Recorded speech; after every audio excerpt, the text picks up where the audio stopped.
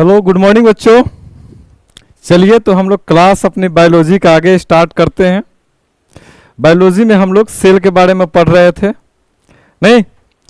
तो सेल में हमने देखा था, सेल जो हमारे हैं वो सेल हमने देखा था पिछले क्लास में कि सेल दो तरह के होते हैं। एक होता है एनिमल सेल जो एनिमल में पाए जाते हैं, और दूसरे प्रकार के वे सेल होते हैं जो हमारे एनिमल में नहीं बल्कि प्लांट में पाए जाते हैं। तो सेल कितने प्रकार के हैं? दो प्रकार के हैं। पिछली क्लास में हमने पढ़ा था कि ये जो सेल है, ये देख रहे हैं सेल आप, ये कौन सा सेल है?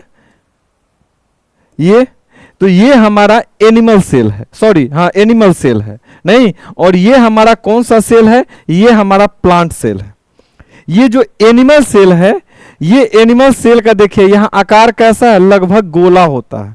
और ये प्लांट सेल का आकार कैसा होता है? ये लगभग आयताकार जैसा होता है। हमने इस चीज को समझा था।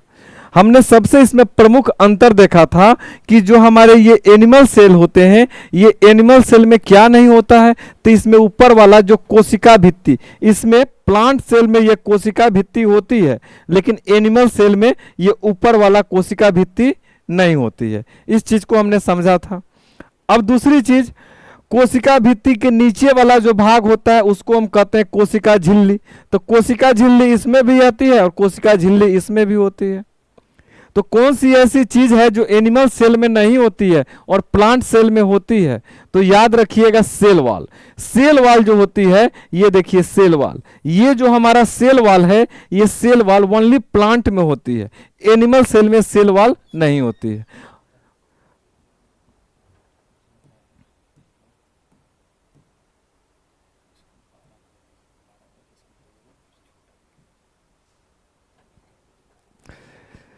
ठीक, ये जो हमारा एनिमल से प्लांट सेल है, ये प्लांट सेल में क्या होती है? प्लांट सेल में सेल वॉल होती है, लेकिन हमारे एनिमल सेल में सेल वॉल नहीं होती है। और सेल वॉल के नीचे क्या होता है? सेल वॉल के नीचे एक झिल्ली होती है, नहीं, जिसको हम क्या कहते हैं? कोशिका झिल्ली कहते हैं, ठीक, जिसके बारे में हमने पिछली क्लास में पढ़ा था। ठीक, इसके अलावा ये जो हमारे सेल हैं, ये सेल के अंदर क्या होते हैं? सेल के अंदर लिक्विड भरे हुए हैं। ये सेल के अंदर क्या है? ये सेल के अंदर हमारे लिक्विड भरे हुए हैं। और ये सेल के अंदर क्या होते हैं? ये सेल के अंदर ये जो विभिन्न पार्ट हैं वो क्या होते हैं? वो लिक्विड के अंदर तैरते रहते हैं, नहीं? हमने देखा था कि विभिन्न प्रकार के भाग हैं। कौन कौन से भाग हैं? जैसे यहाँ हम लोग पढ़ेंगे गोल्गी बॉडी के बारे में पढ़ेंगे, माइटोकॉन्ड्रिया के बारे में पढ़ेंगे, हम लोग लाइसोसोम के बारे में पढ़ेंगे। ये राइबोसोम है, देखिए ये जो छोटा छोटा देख रहे हैं ये क्या है? हमारा राइबोसोम है। और ये वाला जो देख रहे हैं ये हमारा लाइसोसोम है, नहीं? और ये वाला हमारा जो है न्यूक्लियस है, ये न्यूक्लियस है। और न्यूक्लियस के अंदर क्या है? इसके अंदर भी द्रव्य भरे हुए हैं, नहीं? और न्यूक्लियस के अंदर ये बाहर वाला जो देख रहे हैं इसको हम कहते हैं एंडोप्लाज्मिक रेक्टिकुलम। और एंडोप्लाज्मिक रेक्टिकुलम के ऊपर ये जो काला काला सा भाग पाया जाता है, इसको हम क्या कहते हैं? इसको हम कहते हैं आपको राइबोसोम। तो राइबोसोम देख रहे हैं कि एंडोप्लाज्मिक रेक्टिकुलम के ऊपर भी पाया जाता है और अपना स्वतंत्र रूप में भी इस पे पाया जाता है। और इसकी संख्या जो होती है राइबोसोम की बहुत ज्यादा होती है, अनंत होती है। तो हमने पिछली क्लास में न्यूक्लियस के बारे में पढ़ा था कि न्यूक्लियस उसमें होती है किसके अंदर? सेल के अंदर। और न्यूक्लियस को क्या कहते हैं? सेल का ब्रेन कहते हैं। हमने इस चीज को पढ़ा था। फिर में हमने कोशिका झिल्ली के बारे में पढ़ लिया था, हमने सेल वॉल के बारे में पढ़ लिया था, नहीं? अब आगे हम लोग चलते हैं और आगे हम लोग पढ़ते हैं माइटोकॉन्ड्रिया के बारे में। ठीक है, किसके बारे में? माइटोकॉन्ड्रिया के बारे में। ये जो माइटोकॉन्ड्रिया आप देख रहे हैं, ये जो माइटोकॉन्ड्रिया है, ये याद रखिएगा, यहां पर जो हमारे कार्बनिक पदार्थ हैं उस कार्बनिक पदार्थ का ऑक्सीकरण होता है। ऑक्सीकरण होने से यहाँ पर हमको क्या होती है? ऊर्जा प्राप्त होती है। और ऊर्जा प्राप्त होने के कारण माइटोकॉन्ड्रिया जो है, माइटोकॉन्ड्रिया को कोशिका का जो है उसको कहते हैं श्वसन स्थल। इसको क्या कहते हैं? कोशिका का इंजन, नहीं? चलिए तो इसको हम लिख लेते हैं, पहले हेडिंग डालिए माइटोकॉन्ड्रिया। अच्छा, एक चीज हमने और पढ़ा था, ये जो हमारा सेल है, ये सेल पूरा, ये पूरा हमारा सेल है, और ये पूरा सेल के अंदर क्या है, लिक्विड भरा हुआ है। तो ये पूरा हमारा क्या है, पूरा हमारा सेल है, और सेल के अंदर क्या है, पूरा लिक्विड भरा हुआ है। और लिक्विड के अंदर क्या है, लिक्विड के अंदर ये सब भाग तैर रहे हैं, नहीं। और ये जो है बीच में हमारा यहाँ क्या है, यहाँ पर हमारा एक अंदर न्यूक्लियस होता है, और न्यूक्लियस के अंदर क्या है, इसमें भी द्रव्य भरे होते हैं, नहीं। तो ये सेल के अंदर जो द्रव्य भरे होते हैं, इसको क्या कहते हैं, कोशिका द्रव्य कहते हैं। हमने पढ़ा था पिछला क्लास में, इसको क्या कहते हैं, कोशिका द्रव्य कहते हैं। और ये जो हमारा न्यूक्लियस के अंदर द्रव्य भरा है, इसको क्या कहेंगे, केंद्रक द्रव्य कहते हैं। इस चीज को हमने पढ़ा था। पूरा जो होता है, पूरा को मिला के हम लोग क्या कहते हैं, पूरा को मिला के प्रोटोप्लाज्म कहते हैं। ये पूरा हमारा क्या कहलाएगा, लिक्विड, प्रोटोप्लाज्म। ये पूरा क्या कहलाएगा, प्रोटोप्लाज्म, प्रोटोप्लाज्म। और प्रोटोप्लाज्म को हम दो भागों में बांटते हैं, एक को कहते हैं साइटोप्लाज्म, साइटोप्लाज्म, और दूसरे को क्या कहते हैं, न्यूक्लियोप्लाज्म, न्यूक्लियोप्लाज्म। हमने देखा था ये पिछली क्लास में। जो साइटोप्लाज्म है, इसको हम लोग कहेंगे साइटोप्लाज्म, कोशिका के अंदर, और न्यूक्लियस के अंदर जो होती है, इसको कहते हैं न्यूक्लियोप्लाज्म, नहीं।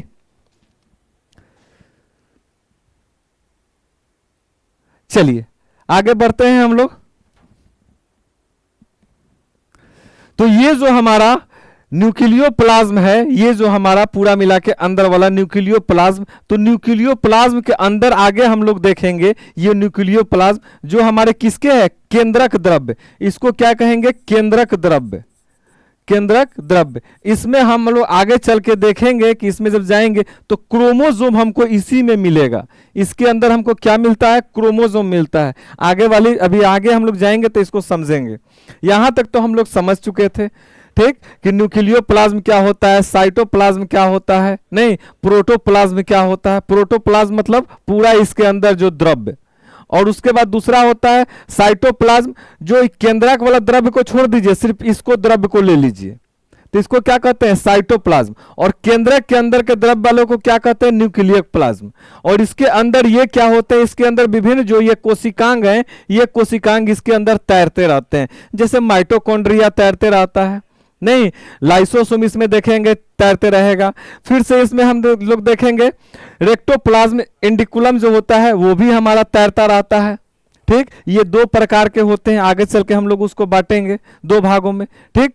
इसके अलावा एक चीज और है जो हमारा एनिमल सेल में नहीं पाया जाता है, और वो हमारा प्लांट सेल में पाया जाता है। उसको हम लोग क्या कहते हैं, हरित लवक कहते हैं, क्लोरोप्लास्ट कहेंगे। आगे चल के वो हम लोग देखते हैं। तो चलिए आगे बढ़ते हैं इस पर हम। तो हेडिंग डालिए, इसके बाद माइटोकॉन्ड्रिया, माइटोकॉन्ड्रिया। माइटोकॉन्ड्रिया क्या होता है, तो इसके बारे में सबसे पहले याद रखिएगा कि माइटोकॉन्ड्रिया है, यहां पर कार्बनिक पदार्थ जो होते हैं, कार्बनिक पदार्थ का ऑक्सीकरण होता है, और ऑक्सीकरण होने से ये जो हमारा सेल है, इस सेल को ऊर्जा प्राप्त होता है। इसीलिए इसे कोशिका का क्या कहते हैं, श्वसन स्थल कहते हैं। ये वाला भाग हमारा माइटोकॉन्ड्रिया है। तो माइटोकॉन्ड्रिया को क्या कहेंगे, सेल का कोशिका श्वसन स्थल। और श्वसन स्थल होने के कारण यह प्रमुख हो जाता है, बहुत प्रमुख हो जाता है, नहीं, इसीलिए इसको हम लोग क्या कहते हैं, कोशिका का इंजन भी कहा जाता है। तो लिख लीजिए माइटोकॉन्ड्रिया क्या होता है। यहां कार्बनिक पदार्थ, कार्बनिक पदार्थ का ऑक्सीकरण होता है, ऑक्सीकरण।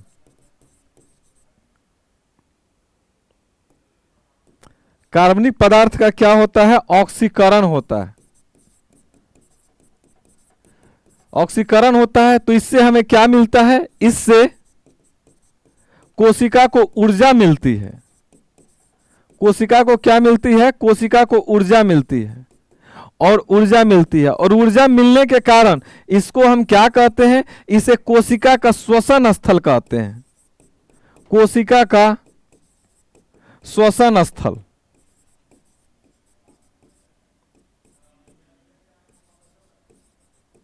नहीं, इसे हम कोशिका यानी सेल का इसे हम क्या कहते हैं, सेल का। अच्छा, गुड मॉर्निंग, गुड मॉर्निंग। इसे हम क्या कहते हैं, इसे सेल का हम इंजन भी कहा जाता है। क्या कहा जाता है, सेल का इंजन कहा जाता है, कोशिका का इंजन। नहीं, कोशिका का इंजन।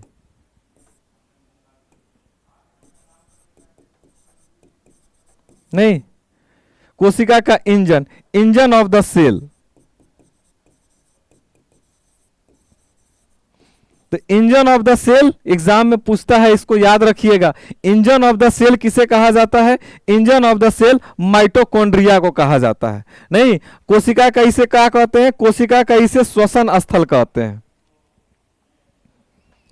अच्छा, कोशिका का इसे शक्ति स्थल भी कहा जाता है, कोशिका का शक्ति स्थल, कोशिका का शक्ति स्थल। शक्ति स्थल कहने का अर्थ क्या है, शक्ति स्थल मतलब power house of the cell, power house of the cell. ठीक, तो माइटोकॉन्ड्रिया हमारे सेल का बहुत इंपॉर्टेंट भाग है। नहीं, यहां पर कार्बनिक पदार्थ क्या होगा, उनका ऑक्सीकरण होगा, जिससे हमारी सेल को ऊर्जा मिलेगी। नहीं, इसके कारण माइटोकॉन्ड्रिया को कोशिका का श्वसन स्थल कहा जाता है, कोशिका का इंजन कहा जाता है, इंजन ऑफ द सेल। इसे कोशिका का शक्ति स्थल कहा जाता है। श्वसन स्थल, शक्ति स्थल, इंजन, कुछ भी अगर हमारे विकल्प में रहे तो हम क्या मारेंगे उसको, माइटोकॉन्ड्रिया। नहीं, चलिए अगली चीज इसमें हम ले लेते हैं लाइसोसोम के बारे में। लाइसोसोम, ये जो आप ऊपर देख रहे हैं ना, ये काला काला छोटा छोटा जो आप ले लेते हैं, ये काला काला जो भाग है, इसको हम ले लेते हैं, इसको हम क्या कहते हैं, राइबोसोम।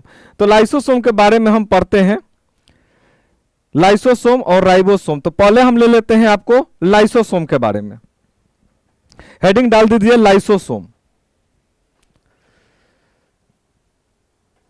राइबोसोम।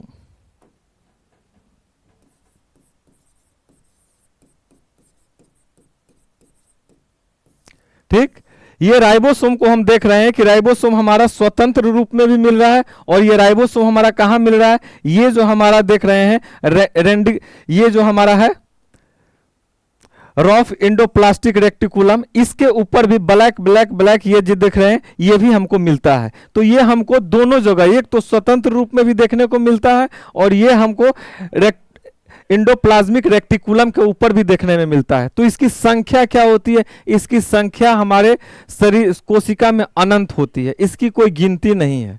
नहीं, तो इसके बारे में, राइबोसोम के बारे में लिखिएगा, इसकी संख्या कोई फिक्स नहीं, इसकी संख्या कोई फिक्स नहीं है। इसकी संख्या कितनी है, इसकी संख्या अनंत है। नहीं, और इसका प्रमुख कार्य क्या है,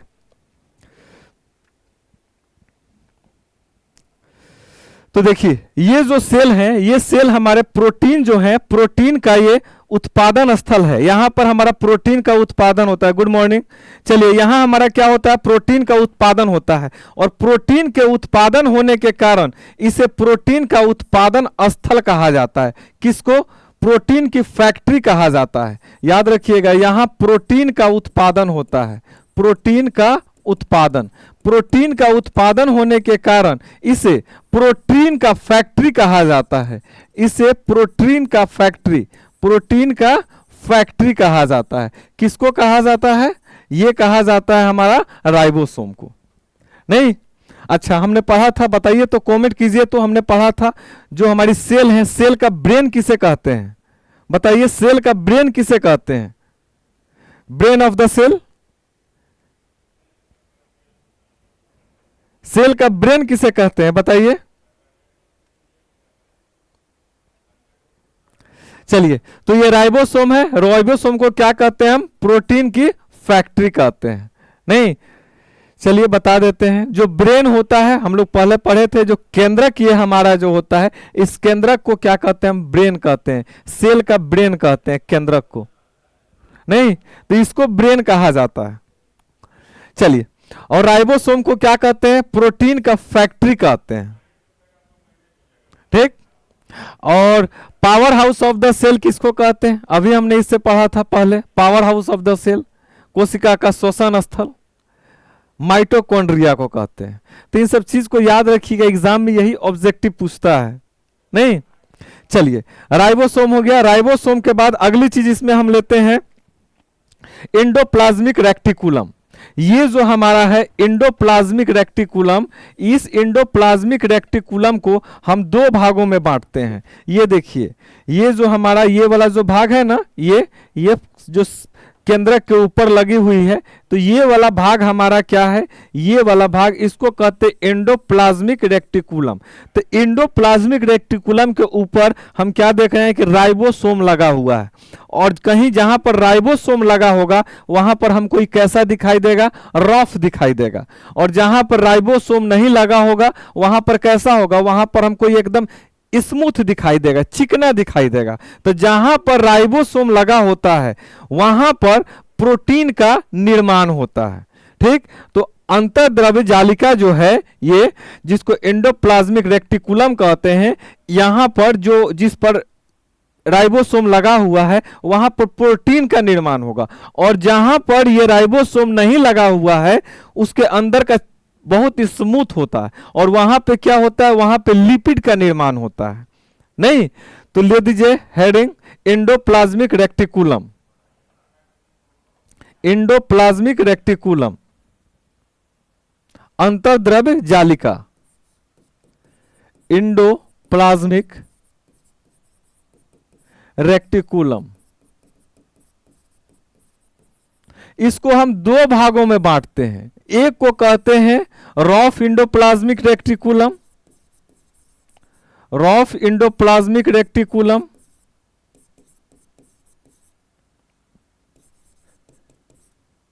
और दूसरे को कहते हैं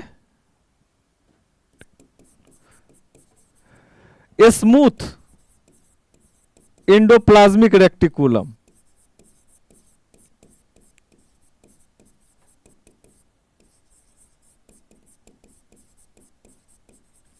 नहीं, ये जो हमारा रॉफ वाला जो है, जो इसके ऊपर, ये ऊपर जहां जहां राइबोसोम लगा हुआ है, तो रॉफ वाले में क्या होता है? इसके ऊपर याद रखिएगा राइबोसोम लगा होता है। और राइबोसोम लगे होने के कारण इसके ऊपर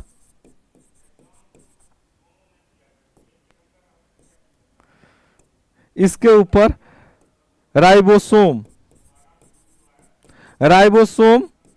लगे होने के कारण कैसा रहेगा? ये रफ होगा। और रफ होने के कारण यहां पर हमारा क्या होगा? यहां पर प्रोटीन का निर्माण होता है। किस चीज का? प्रोटीन का निर्माण। और ये जो है इसके अंदर वाला जो है स्मूथ वाला जो भाग है, वहां पर हमारा क्या होगा?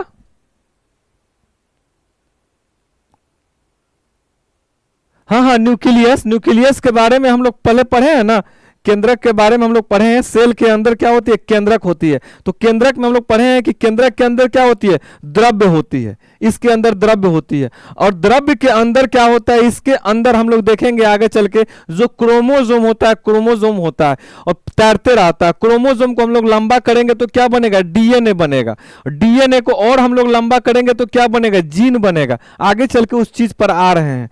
अभी हम देख रहे हैं ये, हाँ, न्यूक्लियस के ऊपर ये वाला जो भाग आप देख रहे हैं ना, इसको कहते हैं एंडोप्लाज्मिक रेक्टिकुलम। और इसको हम दो भागों में बांटते हैं। एक होता है स्मूथ एंडोप्लाज्मिक रेक्टिकुलम, जो इसके अंदर वाला भाग है, और ऊपर वाला भाग जहां पे राइबोसोम मिलता है उसको हम क्या कहते हैं? Rough endoplasmic reticulum.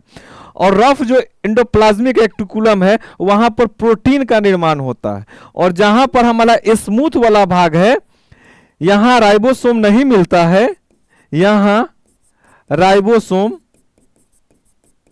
नहीं, यहाँ राइबोसोम नहीं होता है तो ये कैसा होता है, ये स्मूथ होता है। यहाँ क्या होता है, यहाँ हमारा लिपिड का निर्माण होता है, यहाँ लिपिड का निर्माण होता है, लिपिड का निर्माण नहीं। तो बाबू जो इंपॉर्टेंट चीज बोल रहे हैं उसको नोट कर लीजिएगा, ठीक। जैसे ब्रेन के बारे में बोले थे, कोशिका का ब्रेन किसे कहते हैं, सबसे इंपॉर्टेंट न्यूक्लियस को कहते हैं। बहुत अच्छा बात है, जवाब तो दिए हैं, पूनम जी जवाब दिए हैं और चैतन्य दिए हैं, तो ठीक है, याद रखिएगा।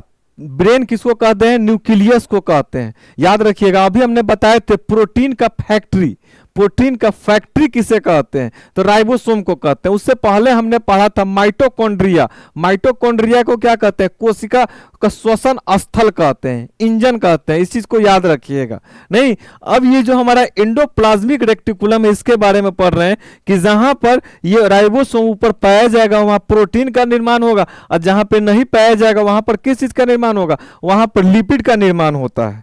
नहीं, अब समझिए अगला चीज हम समझते हैं लाइसोसोम के बारे में कि लाइसोसोम क्या होता है। तो ये तो हमने देख लिया राइबोसोम के बारे में कि राइबोसोम हमारा स्वतंत्र रूप में भी पाया जाता है और हमारा एंडोप्लाज्मिक रेक्टिकुलम के ऊपर भी पाया जाता है। क्या पाया जाता है, राइबोसोम। अब अगली चीज हम लेते हैं लाइसोसोम के बारे में देखते हैं। ये वाला देख रहे हैं ना लाइसोसोम, ये लाइसोसोम के बारे में समझिएगा। पहला चीज, ये लाइसोसोम जो होता है इसे आत्महत्या की थैली भी कहते हैं। पहली चीज, क्यों, क्योंकि इसमें एक एंजाइम होता है और ऐसा एंजाइम होता है कि वो कार्बोहाइड्रेट को पचा सकता है, प्रोटीन को पचा सकता है, तो इसमें पचाने की ताकत होती है। और ये जब फट जाएगा तो फटने के बाद पूरा सेल को ही खत्म कर देगा, नष्ट कर देगा, पूरा सेल ही हमारा खत्म हो जाता है। नहीं, तो ये लाइसोसोम होता है, एक थैली होती है, इसमें एंजाइम होती है। नहीं, तो इसीलिए लाइसोसोम को क्या कहते हैं, इसको आत्महत्या की थैली भी कहा जाता है, आत्मघाती थैली भी कहा जाता है। तो हेडिंग डाल दीजिए लाइसोसोम, लाइसोसोम, लाइसोसोम।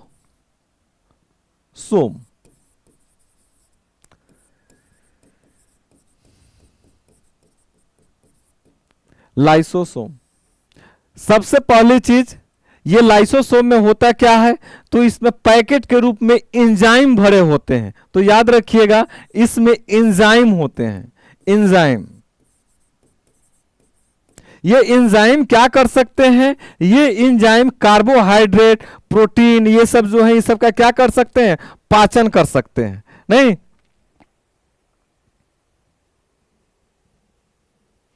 याद रखिएगा यह प्रोटीन, कार्बोहाइड्रेट का पाचन कर सकते हैं। नहीं, और ये जब फटेगा तो इसके फटने के कारण क्या होगा, ये पूरा हमारे सेल को नष्ट कर देगा। इसलिए इसे आत्मघाती या आत्महत्या की थैली कहते हैं।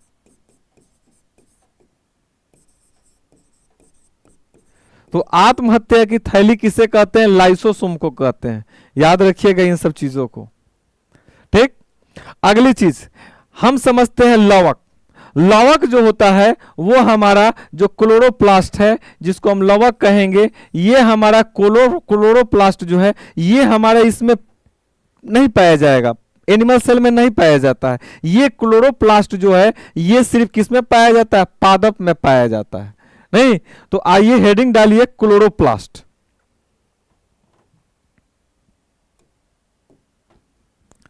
क्लोरोप्लास्ट,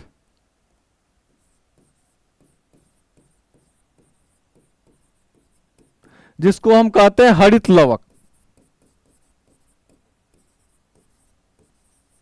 हरित नहीं, इसको डायरेक्ट हम लिखेंगे लवक। इसको 3 भागों में बांटेंगे तो ये हमारा क्या हो गया, क्लोरोप्लास्ट लवक हो गया। अब ये जो हमारा क्लोरोप्लास्ट है इसको हम 3 भागों में बांटते हैं। एक भाग को कहते हैं क्लोरोफिल, ठीक, जिसको हम कहेंगे क्लोरोफिल, इसका हरा रंग का कारण है। दूसरा होता है वर्णी लवक, जिसके कारण इसका जो और जो भाग है, जैसे बीज हो गया, फल हो गया, पत्ते हो गया, उन लोगों का पीला रंग, नारंगी रंग जो होती है वो किसके कारण होती है, वो इसका वर्णी लवक के कारण होती है। तीसरा भाग इसका होता है अवर्णी लवक, यानी कि उसमें अवर्णी लवक के कारण इसके वहां पर पाया जाता है, सेल के उस भाग में पाया जाता है जिसका अपना कोई रंग नहीं होता है। जैसे कहां पाया जाएगा, जड़ उड़ में पाया जाता है। नहीं तो ये जो हमारा क्लोरोप्लास्ट है, इस क्लोरोप्लास्ट को हम कितने भागों में बांटते हैं, इसको हम 3 भागों में बांटते हैं। नहीं तो हमारे जो क्लोरोप्लास्ट है, इसको डायरेक्ट हम लिख सकते हैं, पहले प्लास्टिक इसको लिखते हैं, पहले धीरे से समझिए, प्लास्टिक से समझिए। ये जो हमारा प्लास्टिक, इसको पहले समझिए, प्लास्टिड, प्लास्टिड, प्लास्टिड यानी लवक। इसको मैंने क्या किया, इसको मैंने 3 भागों में बांटा। एक को भाग का कहें हम क्लोरोप्लास्ट, क्लोरोप्लास्ट, ठीक,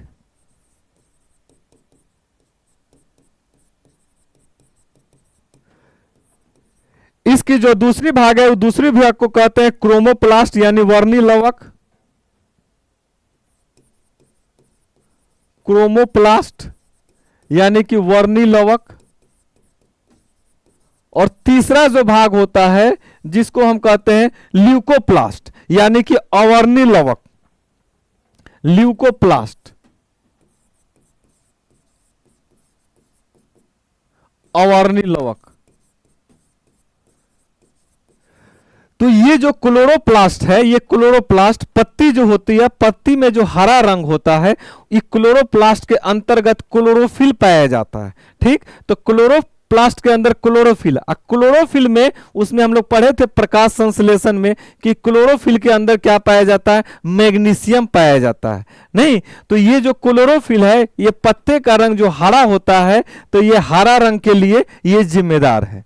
नहीं तो याद रखिएगा क्लोरोप्लास्ट के बारे में, इसके अंदर क्लोरोफिल होता है,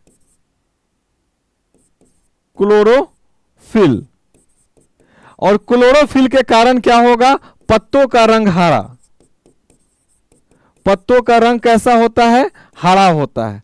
और जिसके कारण पत्ती क्या करते हैं, खाना बनाते हैं। और खाना बनाने के कारण ये जो हमारा क्लोरोप्लास्ट है, इसको पौधों का रसोई घर कहा जाता है। क्या कहा जाता है, पौधों का रसोई घर, किचन कहा जाता है। तो याद रखिएगा, पौधों का रसोई घर, पौधों का रसोई घर। ये एग्जाम में हमारा पूछता है, पौधों का रसोई घर किसे कहा जाता है, तो क्लोरोप्लास्ट को कहा जाता है। नहीं अच्छा, ये क्लोरोफिल का जो हरा रंग है, क्लोरोफिल के अंदर क्या पाया जाता है, तो याद रखिएगा मैग्नीशियम पाया जाता है, नहीं Mg पाया जाता है। इसके अंदर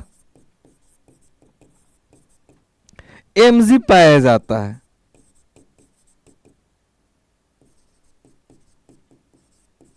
नहीं इसके अलावा और क्या पाए जाते हैं, इसके अलावा इसके अंतर्गत लोहा भी, Fe भी पाया जाता है, मिलता है।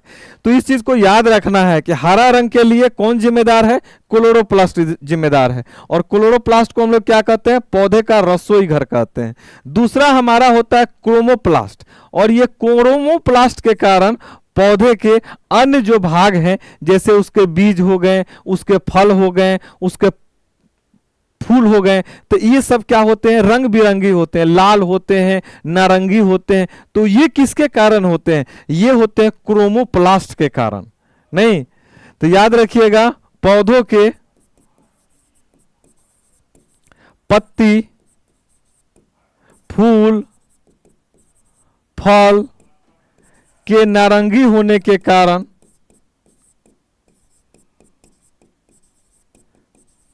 कौन जिम्मेदार है, उसके लिए क्रोमोप्लास्ट जिम्मेदार है। नहीं ल्यूकोप्लास्ट ये किसके लिए है, तो ये मेनली वहां पर पाया जाता है जहां पर हमारा प्रकाश न पहुंचता हो। तो ये मेनली कहां पाया जाता है, ल्यूकोप्लास्ट, तो ये जड़ में पाया जाता है। कहां, जड़ के पास। और ये काम क्या करते हैं, तो ये खनिज लवण इकट्ठा करते हैं, खनिज लवण इकट्ठा। नहीं तो ये चीज हमने देखा प्लास्टिड के बारे में कि लवक को हमने 3 भागों में बांटा, क्लोरोप्लास्ट, क्रोमोप्लास्ट और ल्यूकोप्लास्ट।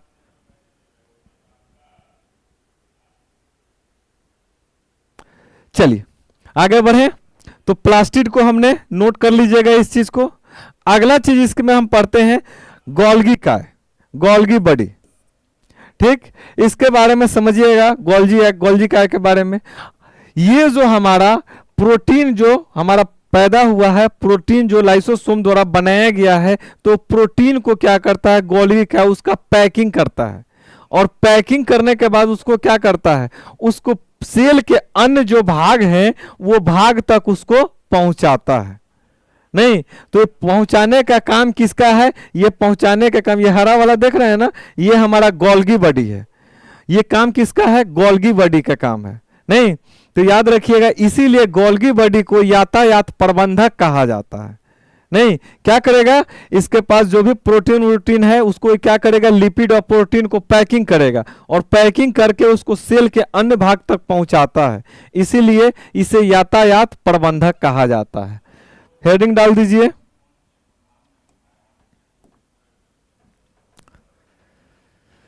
गोल्गी काय।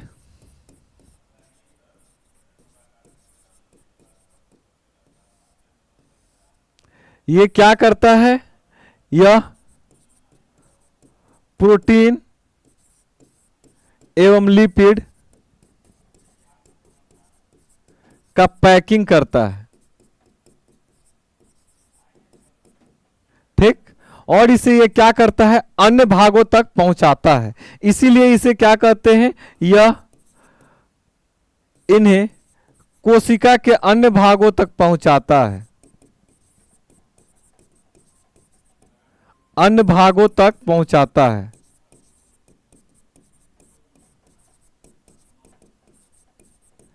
इसलिए इसे क्या कहते हैं, इसलिए इसे यातायात प्रबंधक कहा जाता है।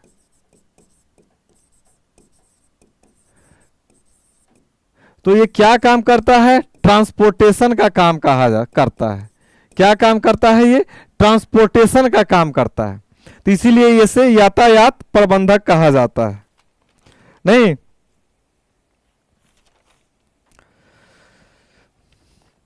ये क्या करेगा, हमारा जो सेल है ये सेल के विभिन्न भागों तक तो पहुंचाएगा ही, और जो अपशिष्ट हो जाएंगे उसे सेल के ये बाहर भी निकाल देता है।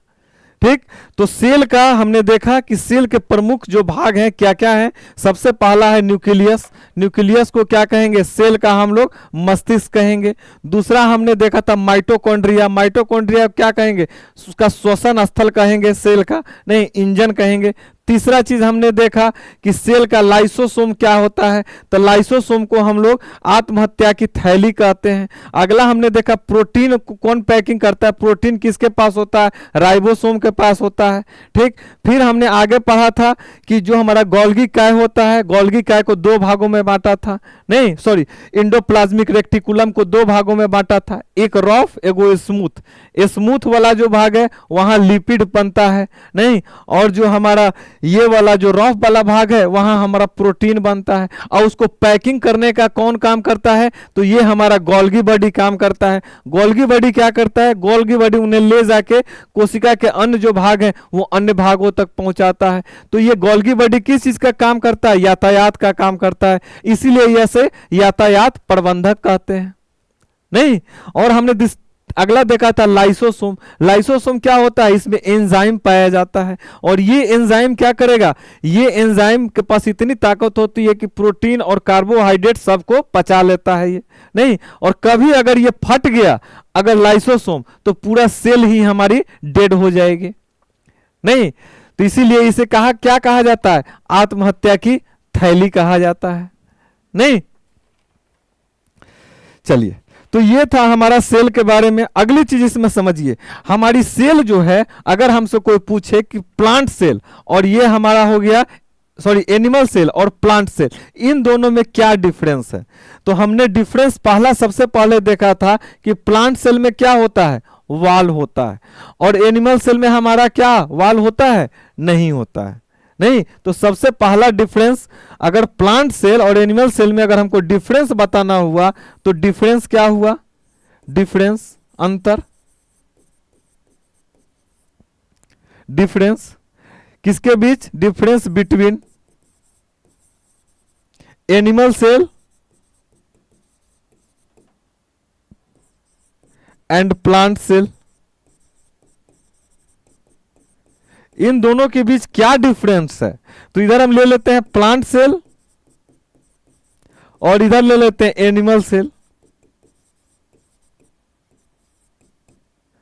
तो प्लांट सेल में क्या होगा और एनिमल सेल में क्या होगा? तो प्लांट सेल में हमारी जो है, ये हमारे ऊपर वाली जो है ये हमारी पाई जाती है, और ये हमारा जो होती है एनिमल सेल में हमारी नहीं पाई जाती है। इसको क्या कहते हैं? Cell wall. तो इसमें सेल वाल नहीं है और इसमें सेल वाल है। तो प्लांट सेल में सेल वाल होती है, तो लिखिएगा इसमें सेल वाल होती है।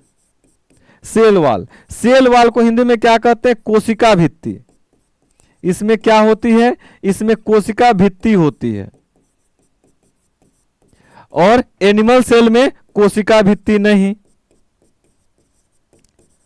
कोशिका भित्ति नहीं। ठीक, अच्छा, ये जो हमारा प्लांट सेल है, ये प्लांट सेल, इस प्लांट सेल में ये वाला जो चीज होती है, कहां गया?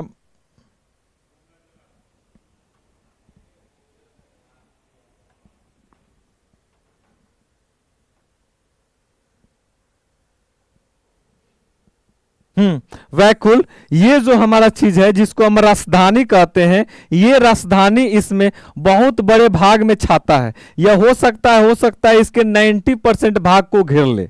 नहीं, ये इसके 90% भाग को घेर ले, लेकिन इसमें ऐसा नहीं होता। इसमें ये बहुत कम ही एकदम ना के बराबर होते हैं। देख रहे हैं, छोटे छोटे इसमें है।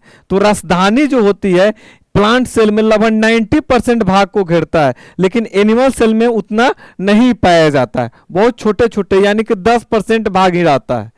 तो एक चीज हमारा ये भी है।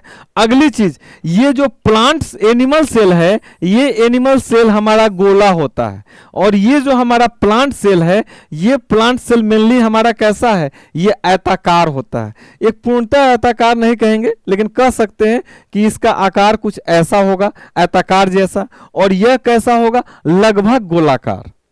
तो इन दोनों के बीच ये अंतर है प्लांट सेल और एनिमल सेल के बारे में। नहीं, चलिए, इसके बाद हमारा नेक्स्ट जो चैप्टर है, अगला हमारा चैप्टर है आरएनए एवं डीएनए। हेडिंग डाल दीजिए आरएनए एवं डीएनए। RNA and DNA. सुनिए, समझिए पहले इसको। डीएनए क्या होता है? तो देखिए, कभी सुनते हुइएगा कि किसी भी व्यक्ति का लोग बोलते हैं कि आपके चेहरा आपके पापा से मिलता है, नहीं, या आपके माँ से मिलती है, नहीं, या मान लीजिए कि आपका आवाज जो है आपके पापा से मिलता है, आपकी हाइट आपकी माँ से मिलती है, नहीं। तो इसके पीछे क्या रीजन है? इसके पीछे रीजन है डीएनए। नहीं, तो डीएनए क्या करती है? जो हमारी एक पीढ़ी से दूसरे पीढ़ी में जो अनुवांशिक गुण होती है, उस अनुवांशिक गुण को ले जाती है। तो अनुवांशिक गुण का वाहक किसे कहा जाता है? ले जाने वाला क्या है? ये हमारा है डीएनए। आगे चल के हम पढ़ेंगे कि डीएनए में भी पढ़ेंगे कि उस पर जीन होती है, एडेनिन होती है, गुआनिन होती है, थाइमोनिन होती है और साइटोसिन होती है। नहीं, आगे चल के हम लोग देखेंगे कि उस पे जीन 4 प्रकार के जीन होते हैं, वे डबल बॉन्ड और ट्रिपल बॉन्ड से आपस में जुड़े होते हैं। चलिए, तो सबसे पहले हम स्टार्ट करते हैं, इसमें लीजिए डीएनए के बारे में हम पढ़ते हैं। डीएनए, ये हमारा डीएनए क्या होता है? तो डीएनए के बारे में याद रखिएगा, सबसे पहला बात, यह अनुवांशिक गुणों का वाहक है। अनुवांशिक गुण को एक पीढ़ी से दूसरे पीढ़ी में, पीढ़ी से दूसरे पीढ़ी में ले जाता है। एक पीढ़ी से दूसरे पीढ़ी में कौन ले जाता है? अनुवांशिक गुण को डीएनए ले जाता है। इस चीज को समझिए डीएनए के बारे में। ये मान लीजिए ये हमारा न्यूक्लियस है ना, ये न्यूक्लियस के अंदर ऐसे ऐसे धागे नुमा संरचना होती है, ये हल्का हल्का ऐसे तैरते रहती है। नहीं, आगे चल के हम पढ़ेंगे जब ये हमारा सेल जो है, ये सेल का डिवीजन जब होता है तो ये न्यूक्लियस का भी हमारा डिवीजन हो जाता है। और ये जो धागे पतले पतले जो धागे देख रहे हैं आप, ये पतले पतले धागे सिकुड़ना शुरू हो जाते हैं, और सिकुड़ते सिकुड़ते इनका जो आकार है, इनका आकार जो इसमें धागे हैं उनका आकार कुछ ऐसा हो जाता है, ऐसा। ठीक, और ये जो धागे ऐसे सिकुड़ के हो जाते हैं, ऐसे जो खड़े खड़े धागे थे, ये जो सिकुड़ के ऐसे हो जाते हैं, बीच में यहाँ हिस्टोन नाम का एक प्रोटीन पाया जाता है। क्या पाया जाता है? Histone protein. और हिस्टोन प्रोटीन पाए जाने के कारण ये उस पर लिपटते जाते हैं, लपेटते जाते हैं। तो ये जो हमारा फिगर बना, ये किसका फिगर बना? क्रोमोसोम का फिगर बना। किसका फिगर बना? क्रोमोसोम का फिगर बना। अब ये क्रोमोसोम को हमने फैलाया। जब इसको हम फैला कर देखें कि क्रोमोसोम में आखिर है क्या, जब इसको हम फैलाएं तो हमको कुछ ऐसा आकृति मिला, ऐसा। तो हमने कहा अरे ये तो डीएनए है। नहीं, डीएनए को हमने और फैलाया तो हमको ऐसा आकृति मिला। इस पर हल्का हल्का देखेंगे, ऐसा ऐसा, इस पर बिंदु जैसा होगा। इसको हम क्या कहते हैं? जीन। तो याद रखिएगा, जीन से क्या बनता है? डीएनए बनता है। और डीएनए से क्या बनता है? क्रोमोसोम बनता है। नहीं, तो याद रखिएगा हमारी क्रोमोसोम जो है, क्रोमोसोम की सबसे छोटी इकाई कौन होगी? जीन होगी। नहीं, तो ये जो हमारा डीएनए है, ये डीएनए हमारा अनुवांशिक गुण का क्या होता है? वाहक होता है। और ये जो डीएनए है, ये डीएनए का सबसे पहले खोज किसने किया था? अच्छा, डीएनए का हमारा जो इसका केमिकल नेम है, रासायनिक नाम है, इसका क्या नाम है? पूरा नाम तो इसका नाम है डीऑक्सी राइबोन्यूक्लिक एसिड। याद रखिएगा, डीऑक्सी राइबोन्यूक्लिक एसिड। नहीं, और ये डीएनए पे देखिए, डीएनए पे बहुत सारा रिसर्च हुआ है। ठीक, ये डीएनए का जो द्विकुंडलित संरचना है, इसका खोज किसने किया था? याद रखिएगा, वाटसन एंड क्रिक ने किया था। एग्जाम में डायरेक्ट क्वेश्चन पूछता है। फिर जो डीएनए है, इसको प्रयोगशाला में किसने सबसे पहले ये किया था, बनाया था? तो याद रखिएगा, वो किए थे हरगोविंद खुराना ने किया था। नहीं, ये जो हमारा डीएनए है, इस डीएनए की खोज किसने की थी? तो डीएनए की खोज करने वाले जो व्यक्ति थे, इनका नाम था फ्रेडरिक मिसर। तो याद रखिएगा, डीएनए की खोज किसने किया था? फ्रेडरिक मिसर। फ्रेडरिक मिसर। और इसकी द्विकुंडलित संरचना की किसने खोजी थी? यानी कि डबल हेलिक्स मॉडल जिसको कहते हैं, डबल हेलिक्स मॉडल यानी द्विकुंडलित संरचना किसने खोजा था? तो वाटसन एंड क्रिक। याद रखिए, द्विकुंडलित संरचना, द्विकुंडलित संरचना ये किसने खोजा था? ये खोजा था वाटसन एंड क्रिक।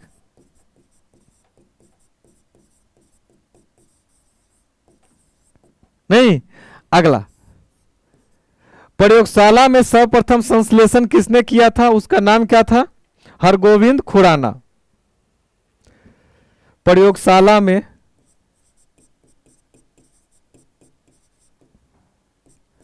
सर्वप्रथम संश्लेषण किसने संश्लेषण किया था?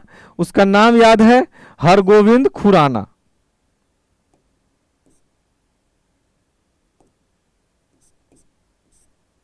हरगोविंद खुराना।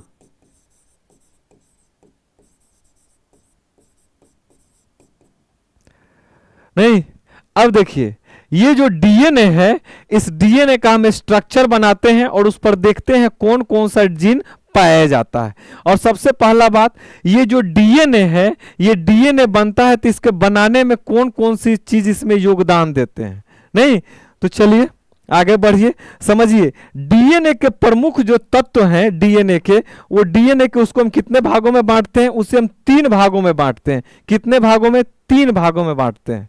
नहीं, एक जो होते हैं फॉस्फेट ग्रुप होते हैं, हम देखेंगे, एक उसमें शुगर होते हैं, एक उसमें नाइट्रोजन बेस होते हैं। तो हमारे जो डीएनए है, वो डीएनए को कितने भागों में हमने बांटा?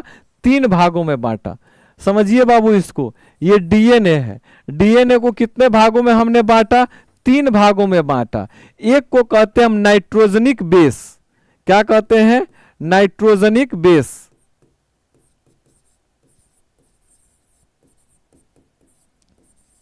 जिसको हिंदी में कहते हैं नाइट्रोजन बेस। दूसरा इसका डीएनए का जो भाग होता है उसको क्या कहते हैं हम? शुगर। और कौन सा शुगर होता है? तो ये अभी हमने देखा था, डीऑक्सीराइबोस शुगर होता है। क्या होता है? डीऑक्सीराइबोस डीएनए में। और वही आरएनए में हम चलेंगे तो वहां क्या होगा? ऑक्सीराइबोस शुगर होगा। नहीं, तो डीएनए में डीऑक्सीराइबोस होता है और आरएनए में राइबोस शुगर सिर्फ होंगे। नहीं, तो याद रखिएगा, इसमें नाइट्रोजन बेस होते हैं, इसमें शुगर होते हैं, और इसमें क्या होते हैं? फॉस्फेट होते हैं, फॉस्फेट ग्रुप, फॉस्फेट ग्रुप। नहीं, अब ये जो नाइट्रोजनिक बेस है, ये नाइट्रोजनिक बेस और शुगर, इन दोनों को जब हम मिलाते हैं तो क्या बनता है? हमारा न्यूक्लियोसाइड बनता है। नहीं, क्या बनेगा? न्यूक्लियोसाइड।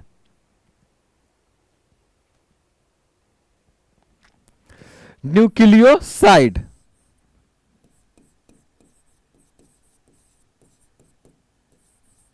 और जब न्यूक्लियोसाइड को हम फॉस्फेट से मिलाएंगे तो हमारा क्या बनता है? न्यूक्लियोटाइड।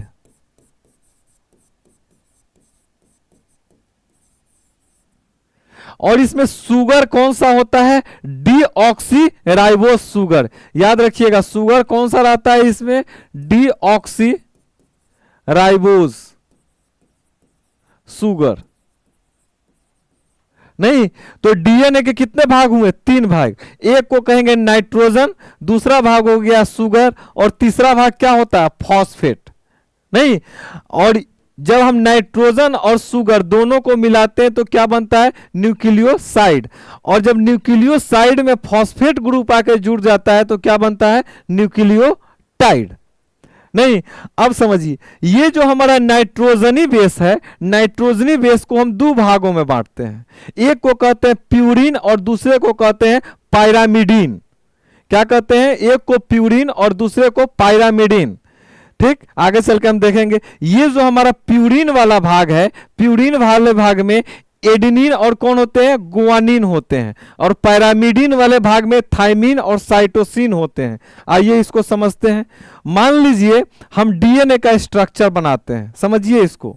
ये हमारा क्या है? डीएनए का हमारा स्ट्रक्चर है। समझिए, ये डीएनए का ये जो हमारा स्ट्रक्चर है,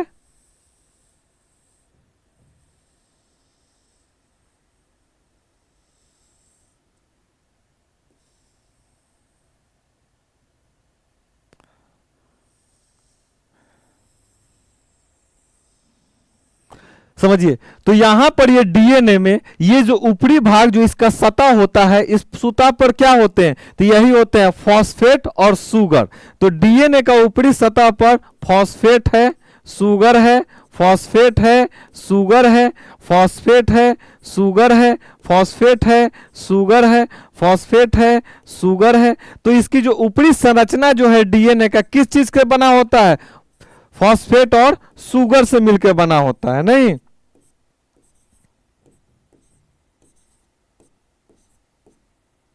तो इस चीज का याद रखिएगा, हमारे एग्जाम में बार बार पूछता है कि डीएनए की संरचना जो है किससे मिलकर बना होता है? फॉस्फेट और शुगर से मिलकर बना होता है।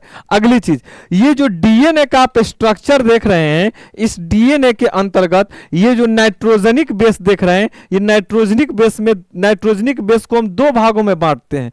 एक को कहते हैं प्यूरिन और दूसरे को क्या कहते हैं? पायरामिडीन। तो ये जो नाइट्रोजन बेस है, इस नाइट्रोजन बेस को हमने क्या किया? हमने 2 भागों में बांटा। नाइट्रोजन बेस को हमने दो भागों में बांटा, एक को क्या कहते हैं प्यूरीन और दूसरे को क्या कहते हैं पायरामिडीन। पायरामिडीन। अब समझिए ये जो हमारा प्यूरीन है, ये प्यूरीन के अंतर्गत कौन कौन से आते हैं, तो प्यूरीन के अंतर्गत एडेनिन आता है, एक तो एडेनिन आता है और दूसरा हमारा क्या आता है गुआनिन आता है।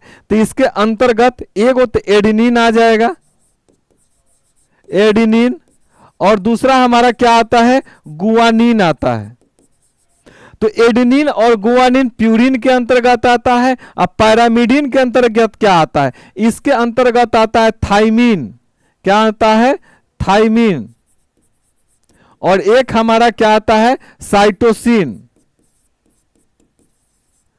तो प्यूरिन के अंतर्गत एडेनिन और गुआनिन और पैरामिडीन के अंतर्गत थाइमीन और साइटोसिन आता है। नहीं तो यहां पर आप देखेंगे ये जो हमारा जो बनाए हैं डीएनए, ये हमारा किस चीज का है, ये डीएनए का स्ट्रक्चर है ना।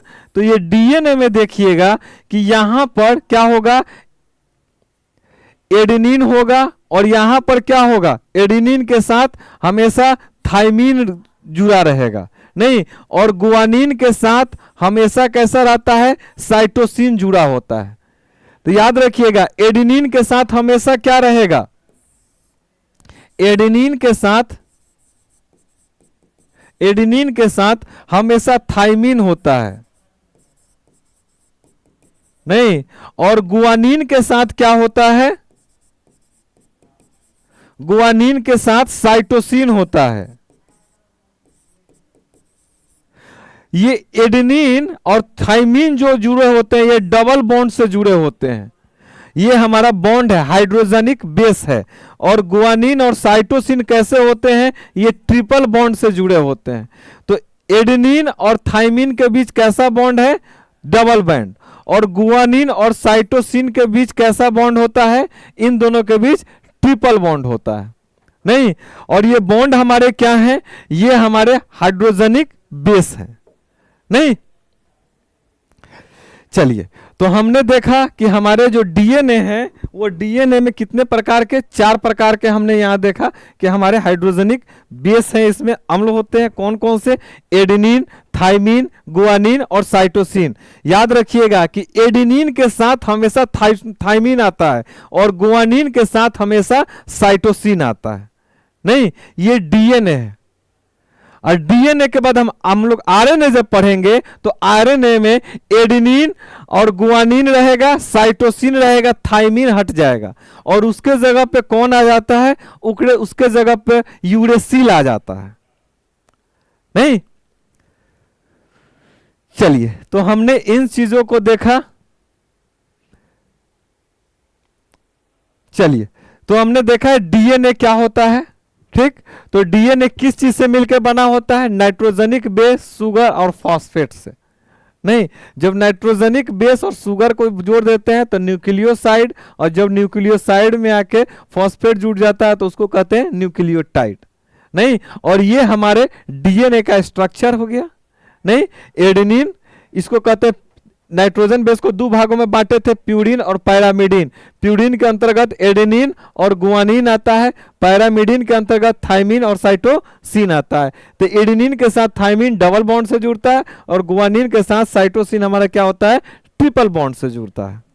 और डीएनए के खोज किसने किया था, अभी हमने देखा किसने किया था, फ्रेडरिक मिसर ने किया था।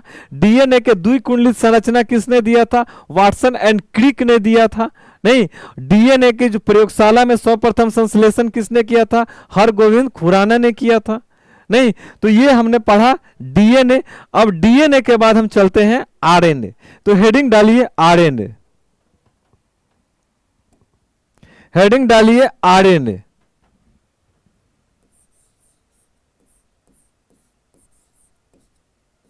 और डीएनए का काम क्या है, डीएनए का काम क्या होता है, डीएनए का काम होता है हमारे आनुवांशिक गुण जो होते हैं एक पीढ़ी से दूसरी पीढ़ी में ले जाना।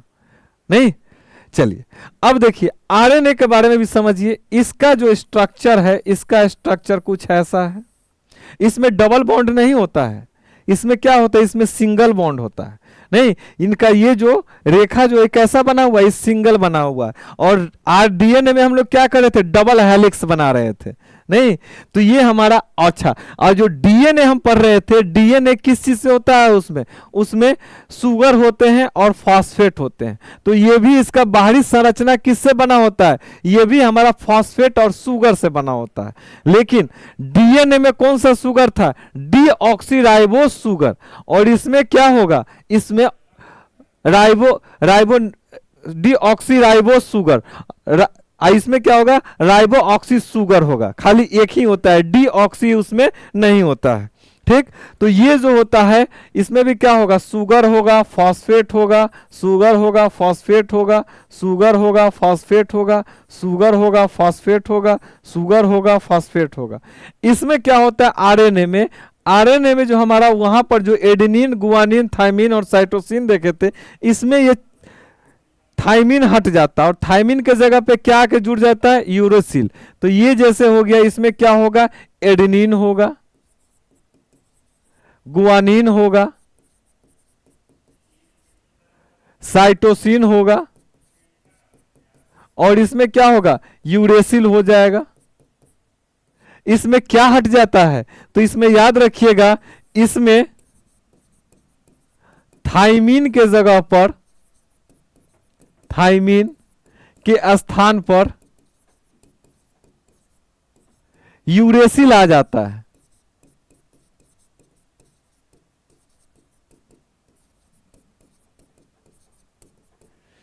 ठीक, चलिए आज की क्लास इतना ही, फिर हम लोग मिलते हैं तब नेक्स्ट क्लास में, फिर इससे हम आरएनए पे हम लोग आगे बढ़ेंगे। चलिए आज की क्लास इतना ही, थैंक यू।